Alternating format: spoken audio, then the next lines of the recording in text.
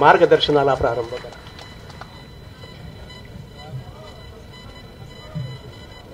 आजच्या कार्यक्रमाला प्रमुख उपस्थित आपल्या देशाचे माजी कृषी मंत्री, महाराष्ट्राचे माजी मुख्यमंत्री आदरणीय पवार साहेब, शिवाजी शिक्षण संस्थेचे अध्यक्ष आदरणीय हर्षवर्धन देशमुखजी, अमरावतीच्या खासदार श्रीमती नवनीत राणा, आमदार श्रीमती सुलभा खोडके, आदरणीय दिलीपराव इंगोले, आमदार अनिल देशमुख, आमदार किरण सरनाईक, माजी खासदार अशोक मोहोळ, शिवाजी शिक्षण संस्थेचे सर्व सन्मान्य पदाधिकारी आणि उपस्थित सर्व बांधवांनो आणि बहिणींनो, शिवाजी शिक्षण संस्थेच्या वतीने आजच्या या भव्य कार्यक्रमाचं आयोजन झालेलं आहे. शिक्षण महर्षी डॉक्टर पंजाबराव उपाख्य भाऊसाहेब देशमुख यांच्या 125व्या जयंती उत्सवानिमित्त मी सर्वप्रथम भाऊसाहेबांना पुष्पांजली देतो, मानवंदना करतो, अभिवादन करतो आणि त्यांच्या स्मृती आपल्या सगळ्यांना सतत प्रेरणा देत राहतील असा विश्वास व्यक्त करतो. शिवसंस्था मासिक दैनंदिनी दिनदर्शिका 2024 व डॉक्टर भाऊसाहेबांच्या छायाचित्राच्या पुस्तकाचं तसंच चित्रपतीचं देखील प्रकाशन होत आहे. शिवाजी कला व वाणिज्य महाविद्यालय डॉक्टर पंजाबराव देशमुख अभ्यासिकेचं उद्घाटन तसेच भाऊसाहेब देशमुख यांच्या नूतनीकृत स्मृती भवन आणि शिवाजी विज्ञान महाविद्यालयाच्या नव्या ग्रंथालयाचे पण लोकार्पण होत आहे. भाऊसाहेब देशमुख आपल्या देशाचे पहिले कृषी मंत्री होते आणि विशेषतः भाऊसाहेबांची विशेषता होती की ग्रामीण भागाबद्दल आणि शेतकऱ्यांच्या बद्दल त्यांच्या मनात विशेष रूपाने एक वेगळ्या प्रकारचा कळवळा होता. त्यांच्या जीवनामध्ये 2 क्षेत्रामध्ये त्यांनी केलेलं कार्य आज आपल्या सगळ्यांच्या समोर आहे. एक क्षेत्र शिक्षण क्षेत्र आणि दुसरं कृषी क्षेत्र. शिक्षण क्षेत्रामध्ये होणारी गुंतवणूक ही भविष्याच्या नागरिकांकरता निर्माण करण्याकरता होणारी भांडवली गुंतवणूक असते. शिक्षणातून माणूस घडत असतो आणि शिक्षणातून संस्कारित झालेला माणूस हा समाज व्यवस्थेचा जसा कणा असतो तसा ज्ञानाच्या माध्यमातून परिपूर्ण झालेला माणूस हा आर्थिक व्यवस्थेचाही कणा असतो. नॉलेज, ज्ञान याला बाबासाहेब आंबेडकरांनी वाघिणीचं दूध असं म्हटलेलं आहे. Innovation, entrepreneurship, science, technology, research, skill आणि successful practices, we name it as knowledge and conversion of knowledge into wealth, हे आपलं भविष्य आहे. त्यामुळे हे जे ज्ञान आहे, नॉलेज ही पॉवर आहे, ही लोकाभिमुख व्हावी, शिक्षणाचं सार्वत्रिकरण व्हावं आणि समाजातल्या तळागाळातल्या शेवटच्या माणसापर्यंत शिक्षण पोहोचावं आणि शैक्षणिक मूल्यांच्या आणि शिक्षणाच्या अध्ययनातून तो व्यक्ती सुसंस्कृतही व्हावा आणि आर्थिकदृष्ट्या समाजामध्ये स्वयंपूर्ण व्हावा, ही संकल्पना या विचाराच्या मागे होती. डॉक्टर भाऊसाहेब देशमुखांनी विदर्भातल्या अनेक गावांमध्ये शिक्षण संस्थांचं जाळं निर्माण केलं. आज मेडिकल कॉलेज असतील, इंजिनिअरिंग कॉलेज असतील, कृषी महाविद्यालय असतील, या महाविद्यालयामधून लाखो विद्यार्थी तयार झाले आणि या ठिकाणी ज्यांनी पदवी प्राप्त केली ते आज भारतातच नव्हे तर जगाच्या कानाकोपऱ्यात जाऊन उत्तम कार्य करत आहेत. त्यामुळे भाऊसाहेबांनी जे स्वप्न शिक्षणाच्या बाबतीत बाळगलं होतं की आपल्या भागामधले जे विशेषतः सामाजिक, आर्थिक आणि शैक्षणिकदृष्ट्या मागासलेले आहेत अशा सर्व लोकांपर्यंत शिक्षण पोहोचलं पाहिजे आणि त्या शिक्षणातून या समाजाचं सामाजिक आर्थिक परिवर्तन झालं पाहिजे, अशी संकल्पना, असं उद्दिष्ट, असं मिशन त्यांनी उराशी बाळगलं. शिक्षणाचं सार्वत्रिकरण होत असताना शिक्षणाची गुणवत्ताही मेंटेन झाली पाहिजे याचा त्यांनी आग्रह ठेवला आणि म्हणून स्वाभाविकपणे शिक्षणाच्या माध्यमातून भविष्यातली विशेषतः पश्चिम विदर्भामध्ये आणि विशेषतः आमच्या पूर्व विदर्भात नागपूरला देखील Shivaji Science College, Dhanwate National College या सगळ्याच्या माध्यमातून खूप उत्तम आणि चांगलं कार्य या सर्व याच्यामध्ये भाऊसाहेबांच्या खरं म्हणजे प्रयत्नातून एक फार मोठं कार्य विदर्भात उभं झालं.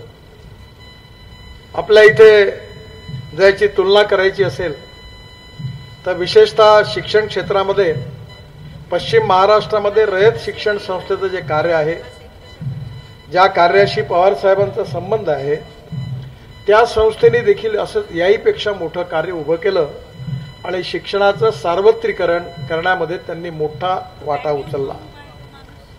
शिक्षणाचं सार्वत्रिकरण होत असताना भाऊसाहेबांनी नेहमी हा विचार केला की कुठलाही व्यक्ती हा जात, पंथ, धर्म, भाषा आणि सेक्स याच्या आधाराने मोठा नाहीये, तर माणूस हा त्याच्या गुणवत्तेने मोठा आहे.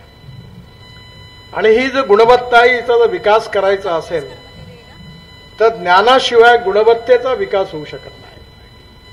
कारण प्रत्येक माणसामध्ये आपल्यामध्ये कोणीही पूर्णांक नाही आहेत, आपण सगळे अपूर्णांक आहोत. No one is perfect and no one can claim that he is perfect. उत्तम, अधिक उत्तम, सर्वोत्तम अप टू इन्फिनिटी असं म्हटलं जातं की you cannot catch your on image. पण शेवटी माणूस जेव्हा प्रगल्भ बनतो, त्याचं व्यक्तिमत्व परिपूर्ण बनतं, त्याचं व्यक्तित्व, त्याचं कर्तृत्व, त्याचं नेतृत्व हे नैसर्गिक नसतं. ज्याप्रमाणे एखादा मूर्तिकार एखाद्या दगडाला घेऊन अनेक वर्ष मेहनत करून त्याच्यावर परिश्रमाने त्याला आकार देतो, त्यातून परमेश्वर तयार होतो, तसं माणसाच्या जीवनामध्ये देखील संस्काराच्या रूपाने शिक्षणाच्या माध्यमातून जे संस्कार होतात, त्या संस्काराच्या माध्यमातून व्यक्तित्व, त्याचं कर्तृत्व, त्याचं नेतृत्व तयार होतं. आणि आपली ही विशेषता आहे की आपला इतिहास अतिशय गौरवशाली आहे. इतिहास, संस्कृती आणि विरासत याचा जो ठेवा आपल्याला मिळालाय तो परिपूर्ण आहे. आणि आपल्याला तर पश्चिम विदर्भात अमरावतीला संत गाडगे महाराज, विशेषतः आपले संत गुलाबराव महाराज, तुकडोजी महाराज, गजानन महाराज या सगळ्यांच्या माध्यमातून लोकप्रबोधनाची चळवळ या भागामध्ये आपण सगळ्यांनी जवळून बघितली आहे. आणि या लोकप्रबोधनाच्या चळवळीमधून झालेल्या संस्कारातून त्याचा परिणाम किती आहे तो आपण बघितलेला आहे. आपल्या महाराष्ट्रातल्या प्रत्येक ठिकाणी संतांची ही जी पार्श्वभूमी आपल्याला मिळालेली आहे, ती तुकाराम महाराज असतील, ज्ञानेश्वर महाराज असतील, अनेक मोठे मोठे संत आहेत. त्यांच्या व्यक्तित्वाचा, कर्तृत्वाचा आणि विचारांचा ठसा त्या ठिकाणी निर्माण झालेला आहे. मला अनुभव आहे की मी ज्यावेळी चंद्रपूर जिल्हा आणि गडचिरोली जिल्ह्यातल्या कोपऱ्यातल्या लहानशा गावात पोहोचलो, तेव्हा त्या ठिकाणी गुरुदेव सेवा मंडळाचं आणि तुकडोजी महाराजांचा विचार त्या ठिकाणी पोहोचला. म्हणजे छोट्या छोट्या शब्दातून या संतांनी आमचं प्रबोधन केलं. जी गोष्ट लक्षात येण्याकरता आम्हाला मोठं पुस्तक वाचायची गरज आहे, तो विचार एका लहानशा विचारातून या संतांनी मांडला. आणि म्हणून त्या विचारामधून आपला समाज समृद्ध आणि संपन्न झाला. आणि मग पंजाबराव देशमुख, भाऊसाहेब देशमुखांचं हे कार्य शिक्षण क्षेत्रामधलं आपण कधीच विसरू शकत नाही.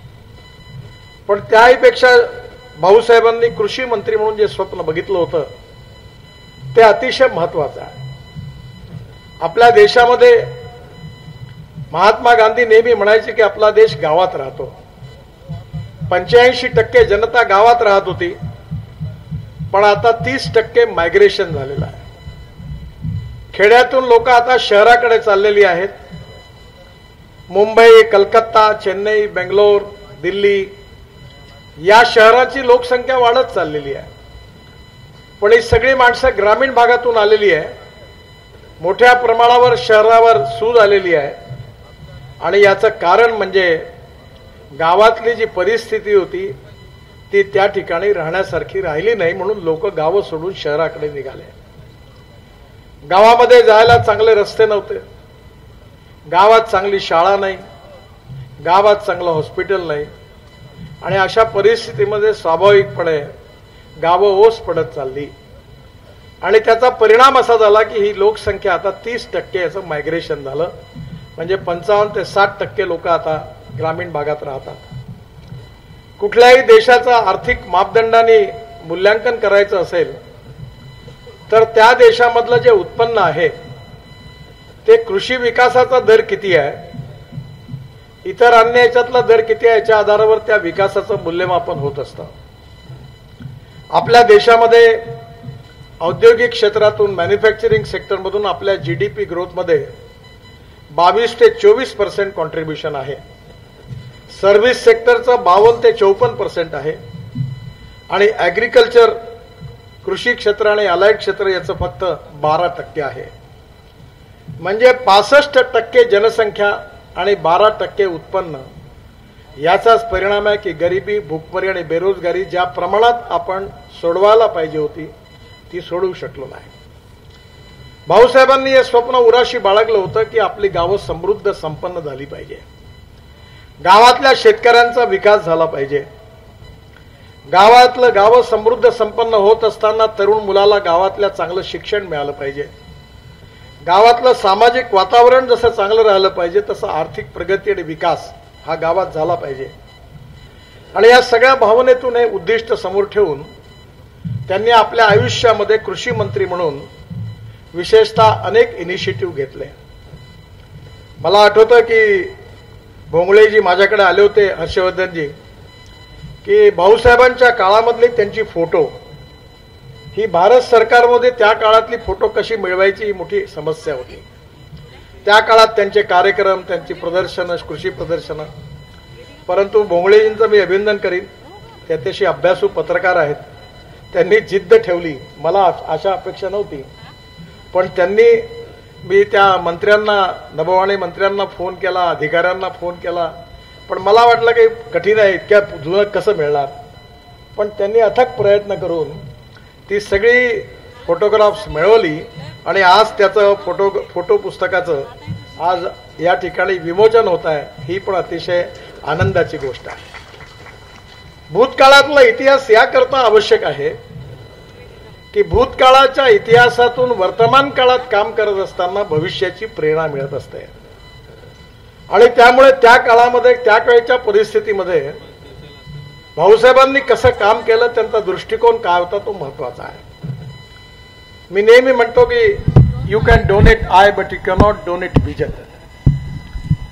डोळे दान केल्या जाऊ शकतात पण दृष्टी दान केले जाऊ शकत नाही. भाऊसाहेबांची जी सम्यक दृष्टी होती, जी शिक्षण क्षेत्रामध्ये बद्दल होती, सामाजिक आर्थिक परिवर्तनाबद्दल होती, घटनापीठाचे सदस्य म्हणून त्यांनी सातत्याने त्या ठिकाणी जे वैचारिक कॉन्ट्रीब्युशन दिलं ते त्यांचे विचार होते. ते सगळे फोटोग्राफ्स आणि तो सगळा इतिहास, त्यांची भाषणं याचं संकलन हे नक्कीच भविष्यातल्या आपल्या पिढीला प्रेरणा देत राहील. उद्दिष्ट कधी बदलत नसतं, स्पिरिट कधी बदलत नसतं. उद्दिष्ट आणि स्पिरिट बदलत नसतं, याला वैधानिक आधार पण आहे की केशवानंद भारती केसमध्ये सुप्रीम कोर्टाने एक फार मोठा खटला सुप्रीम कोर्टात गाजला होता आणि त्यावेळी संसद श्रेष्ठ आहे की विधिपालिका, न्यायपालिका श्रेष्ठ आहे, असे अनेक प्रकारचे वाद सुरू होते. त्या सगळ्या याच्यामध्ये संविधानाच्या बाबतीमध्ये सुप्रीम कोर्टामध्ये केशवानंद भारती केसमध्ये त्यांनी एक निर्णय दिला की silent features of the constitution cannot be change. जे कॉन्स्टिट्यूशनचा भावार्थ आहे तो बदलू शकत नाही. तसंच पंजाबराव देशमुखांनी त्या काळामध्ये शेती एवढी प्रगत नव्हती, ग्रीन रिव्होल्युशन झालं नव्हतं, शेतीमध्ये आता द्रोण आले तेव्हा द्रोण नव्हते, नॅनो युरिया नव्हता, नॅनो मिश्र खत नव्हतं, हायब्रिड बियाणं नव्हतं. पण आज त्या काळामध्ये त्यांनी जो भावार्थ आणि विचार मांडला तो शेतकऱ्याच्या सर्वांगीण उन्नतीचा आणि विकासाचा मांडला आणि त्यांनी आपलं संपूर्ण आयुष्य त्याकरता समर्पित केलं. परंतु हे सगळं समर्पित केलं तरी समस्या खूप गंभीर आहे. कारण असं आहे की ही समस्या सोडवणं हे शक्य नाही आहे, हे कठीण आहे.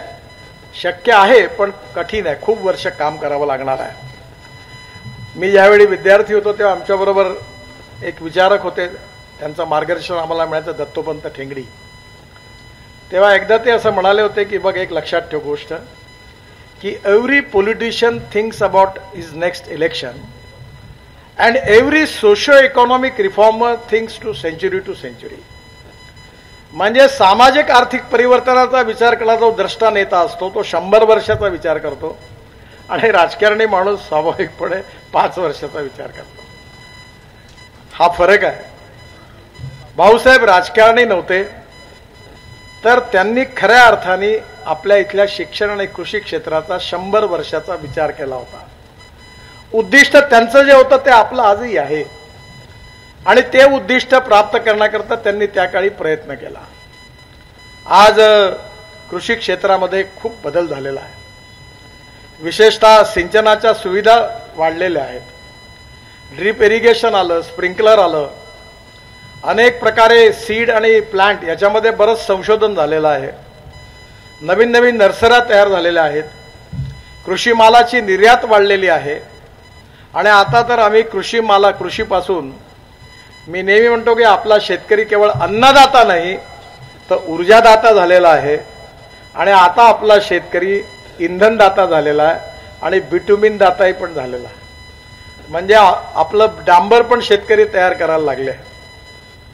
आपल्या इथे इथेनॉल आलं, आपल्या गाड्या आपली विमानं आता त्याच्यावर चालणार आहेत. त्यामुळे येणाऱ्या काळामध्ये काळाच्या ओघामध्ये काल जे असतं ते आज नाही, आज असतं ते उद्या नाही. स्पिरिट कायम असतं, उद्दिष्ट कायम असतं, मिशन स्पष्ट असतं, भावार्थ स्पष्ट असतो, पण काळाच्या ओघात बऱ्याच गोष्टी बदलत असतात. आणि म्हणून युगानुकूल असं जे काही काळाचं परिवर्तन असतं ते ऑब्व्हियस असतं. पंजाबराव आज आपल्यामध्ये नाही आहेत, पण त्यांचं उद्दिष्ट मात्र आपल्या सगळ्यांच्या बरोबर आहे. मी ज्यावेळी हर्षवर्धन देशमुख मला भेटायला आले त्यावेळी मी त्यांना एक विनंती केली की भाऊसाहेबांच्या स्मरणार्थ तुमच्या संस्थेच्या वतीने तुम्ही एक प्रकल्प घ्या आणि मला योगायोगाने त्यातले 2 प्रकल्प देशातले, एक महाराष्ट्रात तयार झाले, देशातले 2 आहेत ते. एक प्रकल्प जो आहे तो चितळेंचा डेअरीचा सांगलीला, तिथे गायीची जाती करून नवीन नवीन गायी आणून त्यांनी त्या ठिकाणी नवीन कालवडी तयार करण्याचा प्रकल्प टाकलेला आहे. आणि तसाच प्रकल्प पवार साहेबांनी बारामतीमध्ये टाकलेला आहे आणि दोन्ही प्रकल्पाच्या उद्घाटनाला जाण्याची मला संधी मिळाली. या प्रकल्पाची विशेषता ही आहे की आपल्या इथे जी देशी गाय आहे ती 2 लिटर दूध देते, 3 लिटर देते, 5 लिटर देते. विदर्भामध्ये आपलं दुर्भाग्य आहे की एकट्या कोल्हापूर आणि सांगली जिल्ह्यात आणि पुणे जिल्ह्यात जेवढं दूध होतं तेवढं विदर्भात होत नाही. त्यामुळे आपल्या इथे आता आपण मदर डेअरी आणली. तर हा प्रकल्प असा आहे की 1952 साली आपल्या इथली गीर जातीची गाय ब्राझीलमध्ये गेली आणि त्या ठिकाणी त्यांनी त्या गायीवर काम करून आता 60 लिटर दूध देणारी देशी गाय गीर जातीची त्यांनी तयार केली. आणि त्या जातीचा त्या गायीपासून जो सांड झाला बुल, त्याचं सिमेंस आपण आणलं, टोरॅन्डो म्हणून होतं, आणि ते आपल्या भारतीय गायींना दिला. आणि त्यातून आता ज्या गोऱ्या होणार आहेत ती 25 लिटरची गोरी होणार आणि 3 वेतामध्ये ती हुस्टन असेल, जर्सी असेल, ती कन्व्हर्ट होऊन देशी गाय होणार, गीर जातीची गाय होणार. आणि आता नवीन तंत्रविज्ञान तयार झालं जे पवार साहेबांकडे, जे आता नागपूरला आमच्या वेटरनरी युनिव्हर्सिटीत आम्ही पण सुरू केलं आहे, ते असं आहे की आता बेटी बचाव अभियानाची जरूरत नाही, 100% गोरीच होईल अशा प्रकारचं तंत्रज्ञान विकसित झालं आहे. ही जी टेस्ट ट्यूब बेबी आहे त्याच्यामध्ये एम्ब्रिओ ट्रान्सफर हाही पण सुरू झाला आणि त्यामुळे ज्या गाईचं दूध 60 लिटर आहे देशी गाईचं, तिचा जो सांड आहे त्याचं सिमेंस आणि त्याच्यावरून नवीन गायीची निर्मिती, ही टेक्नॉलॉजी आल्यामुळे येणाऱ्या काळामध्ये आपल्या विदर्भात, अमरावती जिल्ह्यात सगळीकडे लाखो लिटर दूध झालं पाहिजे, तेव्हा शेतकऱ्यांच्या आत्महत्या थांबणार आहे. आणि म्हणून मी हर्षवर्धनजींना विनंती केली होती की तुम्ही साहेबांचा तो प्रकल्प बघून या. भारत सरकारचं विविध प्रकारचं अनुदान आहे, मी मदत करीन आणि अमरावतीमध्ये तुम्ही हा प्रकल्प सुरू करा. हा प्रकल्प सुरू झाला तर गोरक्षण टाकण्याची गरज नाही, कारण गाय विकणारच नाही कोणी. मी जेव्हा MSMEचा मंत्री होतो तेव्हा शेणापासून पेंट तयार केलं, 150 फॅक्टरी झाल्या. आता बाजारातल्या मोठ्या मोठ्या कंपन्यांपेक्षा तो पेंट चांगला आहे. त्यामुळे तंत्रज्ञानाला विकसित करून ग्रामीण आणि कृषी अर्थव्यवस्थेमध्ये एक बदल कसा करायचा आणि त्या बदलातून पुन्हा एकदा अशी स्थिती निर्माण झाली पाहिजे की पुन्हा एकदा शहराकडून लोक गावाकडे वळली पाहिजे. हे कठीण आहे पण असंभव नाही आहे. आपल्यापैकी अनेक लोक इस्रायलला गेले असतील. तिथला शेतकरी आपल्या एअर कंडिशन बंगल्यामध्ये आहे. कॉम्प्युटरवर त्यांनी आपलं कंट्रोलिंग ठेवलेलं आहे. ड्रीप इरिगेशन आणि खताची मात्रा घरात बसून कॉम्प्युटरवर ठरवली आहे. उत्तम सीड आहे आणि त्या माध्यमातून त्यांनी एवढं उत्पन्न वाढवलं आहे की पुन्हा एकदा आता तिथल्या शहरातले लोक आपल्या खेड्यात जायला लागली, खेड्यात राहायला लागली आणि त्यांचा स्टँडर्ड म्हणजे मर्सिडीज गाडीमध्ये फिरायला लागली. हे होऊ शकतं आणि हे गाव गरीब मजदूर शेतकऱ्याचं समृद्धतेचं संपन्नतेचं जे स्वप्न, जे मिशन, जे उद्दिष्ट पंजाबराव देशमुखांनी बघितलं होतं ते पूर्ण करण्यामध्ये खऱ्या अर्थाने ज्यांना कोणी आपण ही संस्था त्यांच्या स्मृतीप्रित्यर्थ चालवतो त्या उद्दिष्टामध्ये आपण जर 10 पावलं पुढे गेलो असेल तर आपण त्यांना त्यांच्या आत्म्याला कुठेतरी शांती मिळणार आहे. कृषी क्षेत्रामध्ये आपल्या नाशिकमध्ये एक फार्मर्स प्रोड्यूस कंपनी आहे. ते 1500 कोटी रुपयाचे द्राक्ष निर्यात करतात. सह्याद्री साहेबांनाही माहिती आहे. मग आपल्या अमरावती जिल्ह्यात, नागपूर जिल्ह्यात देखील कधीतरी हे झालं पाहिजे ना. त्यामुळे येणाऱ्या काळामध्ये ज्ञान, विज्ञान, तंत्रविज्ञान, इनोव्हेशन, रिसर्च याचा उपयोग करून गाव गरीब मजदूर शेतकऱ्याचं कल्याण करून आपल्याला काळाच्या अनुकूल कोणत्या तंत्रज्ञानाचा स्वीकार केला पाहिजे आणि ते तंत्रज्ञान सर्वसामान्य शेतकऱ्यांपर्यंत कसं पोहोचलं पाहिजे. जसं भाऊसाहेबांनी बुलढाणा, अकोला, अमरावती सगळ्या जिल्ह्यातल्या खेड्यापाड्यापर्यंत शाळा पोहोचवल्या, कॉलेजेस पोहोचवले, तेव्हा त्यांची इच्छा ही होती की या गावातला शेतकरी पण समृद्ध संपन्न व्हावा. आणि म्हणून मी जसं मगाशी म्हटलं की you can donate habit, you can not donate vision. ही जी विकासाची विजन होती, जी भाऊसाहेबांची होती, त्याच्या आधारावर नक्कीच आपली शिक्षण संस्था त्यांचं स्मरण करत असताना ते उद्दिष्ट पूर्ण करेल असा मला विश्वास आहे. आज अतिशय आनंद आहे की भाऊसाहेबांच्या नावाने असणारा पुरस्कार आपण पवार साहेबांना देत आहात. जेवढं भाऊसाहेबांचं कार्य मोठं तेवढं पवार साहेबांनी देखील महाराष्ट्राच्या साहित्य, कला, संगीत, नृत्य, नाटक, क्रीडा, शेती असं एकही क्षेत्र नाही की ज्यात पवार साहेबांची छाप नाही आहे. प्रत्येक क्षेत्रामध्ये त्यांना जेव्हा जेव्हा संधी मिळाली तेव्हा तेव्हा त्यांनी ते क्षेत्र विकसित करण्याचा प्रयत्न केला आणि खऱ्या अर्थाने शेतकऱ्याच्या विकासाची तळमळ ठेवून अनेक गोष्टी त्यांनी घडवल्या. आज वसंतदादा शुगर इन्स्टिट्यूट जे आहे त्याच्या माध्यमातून ऊसांच्या नवीन नवीन जाती तयार केल्या.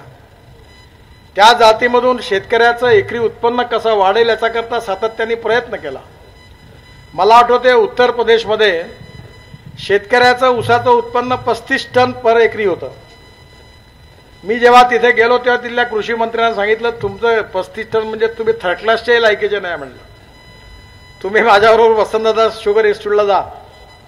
ते गेले, त्यांनी तिथून बियाणं आणलं आणि आता उत्तर प्रदेशमध्ये एकरी उत्पन्न 55 ते 60 टन झालं आणि एवढं ऊसात आपल्यापेक्षाही जास्त क्षेत्र आहे. मला आनंद आहे की पवार साहेबांनी, मी त्यांना विनंती केली की तुम्ही वसंतदादा शुगर इन्स्टिट्यूटची एक ब्रँच विदर्भातल्या शेतकऱ्यांकरता तुम्ही आमच्याकडे उघडा. नागपूरला त्यांनी बुटीबोरीला जागा घेतली आणि आपल्या इथल्या शेतकऱ्यांच्या विकासाकरता त्यांनी याची शाखा आपल्याकडे उघडली. याबद्दल मी मनापासून त्यांचा आभार मानतो आणि त्यांना धन्यवाद देतो. ऊसाच्या शेतीमध्ये मुनाफा जास्त आहे. शेतकऱ्यांनी अन्नधान्य तयार केलं पाहिजे, पण शेतकऱ्यांना पैसे मिळाले पाहिजे. No philosophy can be taught to empty stomach. खाली पोटाला काही तत्वज्ञान शिकवलं जाऊ शकत नाही. त्यामुळे उत्पादन खर्च कमी करणं आणि शेतीचं उत्पन्न वाढवणं याच्या आधारावर निरनिराळ्या पिकाचा, क्रॉप पॅटर्नचा विचार करावा लागेल. आणि आता आपण ग्लोबल इकॉनॉमीमध्ये असल्यामुळे सोयाबीनचा काय भाव राहील हे अर्जेंटिना ठरवेल, मक्याचा भाव काय राहील हे अमेरिका ठरवेल, तेलामध्ये पाम ऑइलचं उत्पादन किती झालं याच्यावर बाकीच्या तेलाचे भाव ठरतील. कापसाचा भाव पण आपल्या हातात नाही आहे. त्यामुळे येणाऱ्या काळामध्ये आपल्याला क्रॉप पॅटर्नमध्ये डिमांड अँड सप्लायचा विचार करून आपल्याला कोणतं उत्पादन लावायचं आणि कोणतं नाही लावायचं याचा विचार करावा लागेल.